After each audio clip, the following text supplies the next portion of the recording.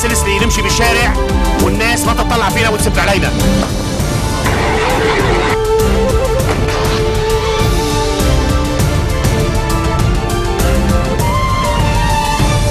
Good afternoon on this Sunday, June 22nd. I'm Yumna Naufal. These are today's headlines. Maronite Patriarch Shaddai calls for a Christian and Muslim collaboration for the construction of what he calls a tolerant, pluralistic society in the country. Sunni fighters led by the Islamic State in Iraq and the Levant expand their offensive in Iraq, capturing more territory from the government. And Iran's Rouhani warns Muslim states which funnel petrodollars to jihadist Sunni fighters wreaking havoc in Iraq, they will be their next target. Maronite Patriarch Shaddai is calling for a Christian-Muslim collaboration for a construction of a more tolerant, pluralistic society in Lebanon. He said, quote, "We acknowledge the role assigned to us as Christians, which is to continue with our Muslim brothers the construction of a culture of moderation, acceptance of the different and the other, freedom of religion and belief, and pluralism in the age of globalization." Dai prayed for the protection of the Lebanese society from what he called the evil of those who mess with its security and institutions and from the phenomenon of violence and car bombs. From one side, he said there are religious political systems that attempt to eliminate the difference and to impose their faith, traditions, and laws over them. Meanwhile, Prime Minister Tamam Salam has arrived to Kuwait.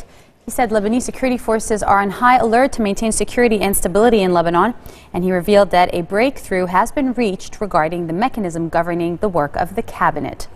After a period of relative calm since the formation of Salam's government, terror struck Lebanon on Friday when a suicide bomber blew himself up at a police checkpoint on the Beirut-Damascus highway, killing one police officer and wounding 33 people, again heightening fears of violent spillover from Syria and now Iraq. Salam also revealed that a breakthrough has been reached regarding the mechanism governing the work of his cabinet, but he refused to elaborate on the details of the deal that was reached. Middle East Affairs political analyst Carol Malouf joins us again today. Carol, thank you for coming back. It's funny, as I was reading the news today, General Security Chief Abbas Ibrahim said, and I quote, "We are in a constant battle with terrorism that is targeting the region and not just Lebanon. Lebanon is not an isolated island." Those were your exact words yesterday. He said it falls within the grasp of Zionist terrorism or takfiri, which are both two sides of the same coin. So as you were saying yesterday, Lebanon is not an island. On Friday, the last terror struck, and now we are facing summer, and as you were saying, there is more of these kind of attack to basically expect. Is that correct?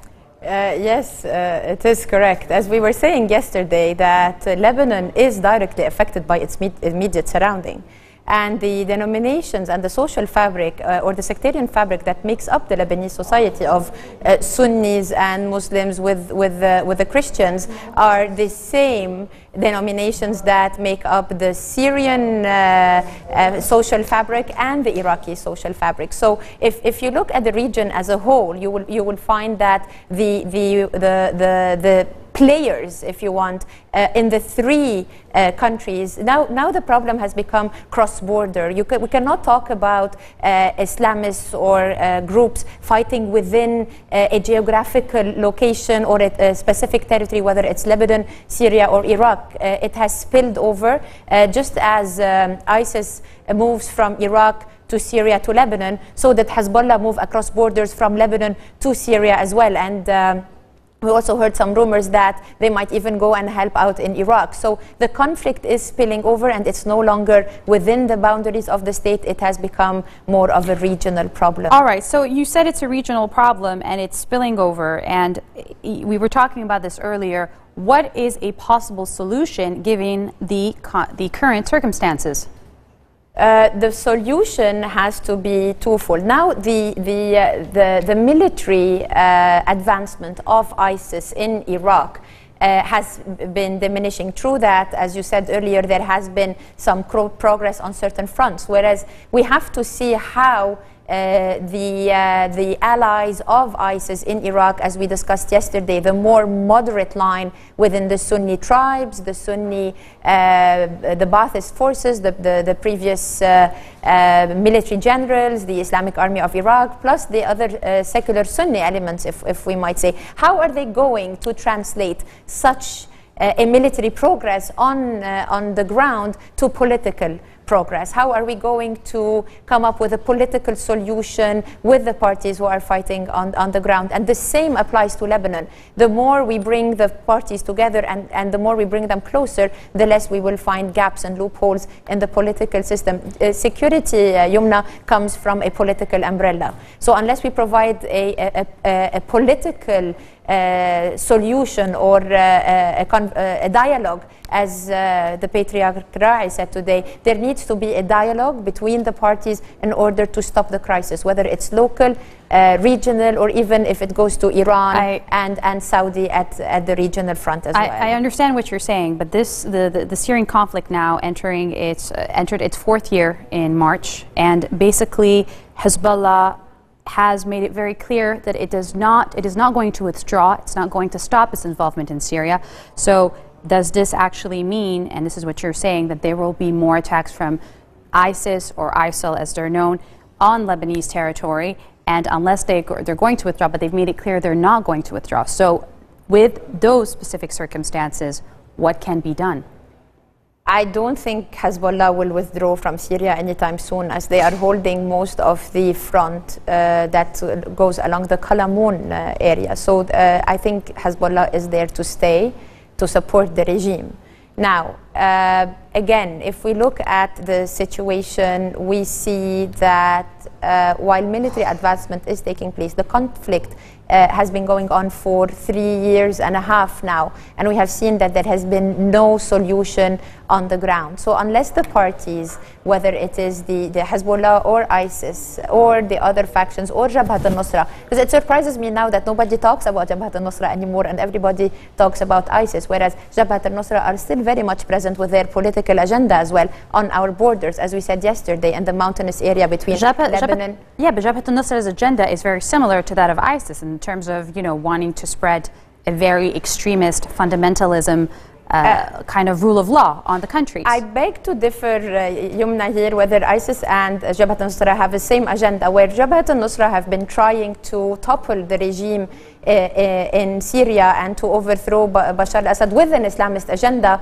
an extremist Islamist agenda with ties to Al-Qaeda. They have not been trying to set up their own Islamist state.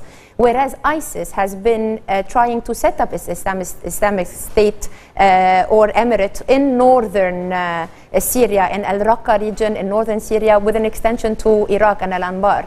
So while ISIS happens to be cross borders, Jabhat al-Nusra has not proven to have any but a pure Syrian Islamic agenda. So the danger on the region at the moment are cross-border groups such as Hezbollah and ISIS. I believe they are equally dangerous and equally important in the upcoming crisis that we see at the moment. All right. That being said, extremism and Islamic extremism in Syria not being as dangerous, you're saying, as ISIS and Hezbollah, who want to spread it and who you think each on one side, the Sunni side and the Shia side, are trying to dominate and basically take over the region, each one with their separate agendas.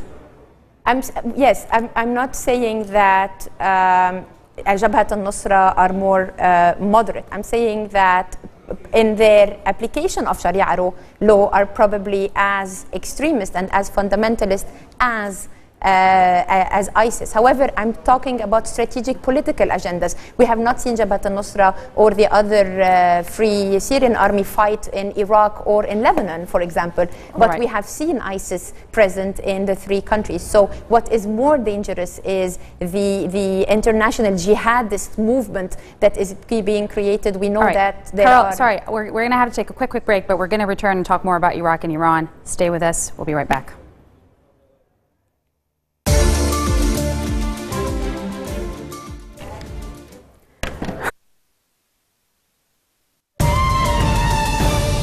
Welcome back. Sunni fighters led by the Islamic State in Iraq and the Levant have expanded their offensive in Iraq, capturing more territory from the government.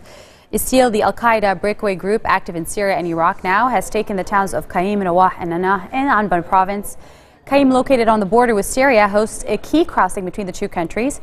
Fighters also claim to be in full control of the northern city of Baiji, which hosts Iraq's biggest oil refinery. Through the military does deny the rebels took control of it. Iran's President Hassan Rouhani warns that Muslim states which funnel petrodollars to jihadist Sunni fighters wreaking havoc in Iraq will become their next target. Rouhani did not name any country, but officials and media have hinted that insurgents from the Islamic State in Iraq and the Levant are being financially and militarily supported by Saudi Arabia and Qatar. Iran, the predominant Shia powerhouse in the Middle East, says it will support Maliki against ISIL, which is also battling the regime of Syrian President Bashar al-Assad, another Tehran ally. Rouhani called for unity between Shia and Sunnis, who are their brothers, he said.